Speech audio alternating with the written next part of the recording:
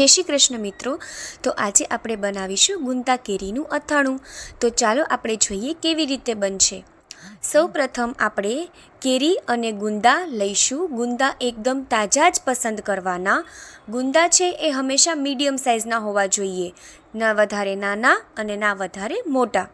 તેની સાથે આપણે 100 ગ્રામ રાઈના કુરિયા લીધેલા છે।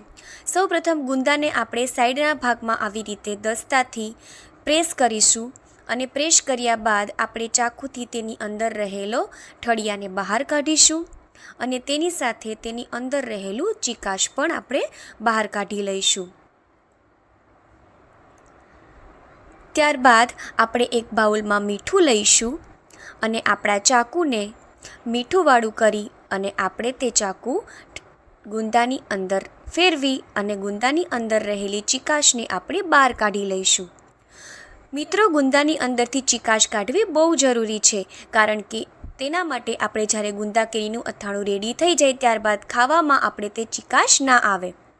ત્યારબાદ આપણે તેલ ગરમ કરવા માટે મૂકીશું। અહીંયા મેં 4 ટેબલ સ્પૂન જેટલું તેલ લીધેલું છે।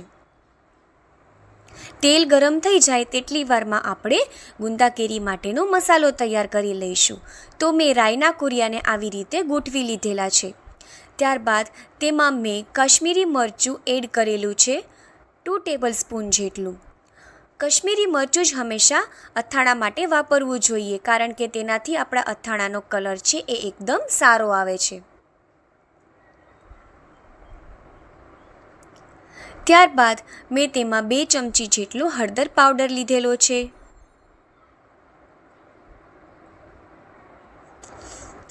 ત્યારબાદ 1 ચમચી જેટલી હિંગ લીધેલી છે।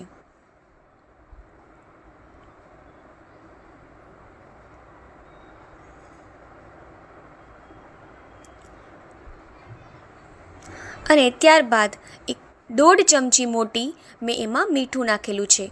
મીઠાને આપણે આ રીતે રાખી લઈશું।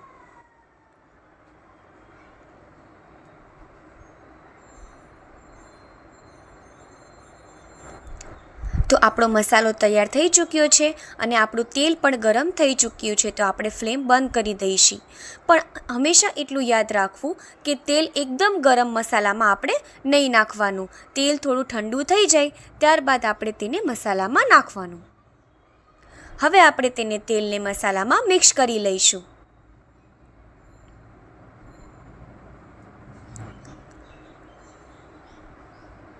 હવે તમે જોઈ શકો છો કે આપણો મસાલો છે એ એકદમ રેડી થઈ ચૂક્યો છે।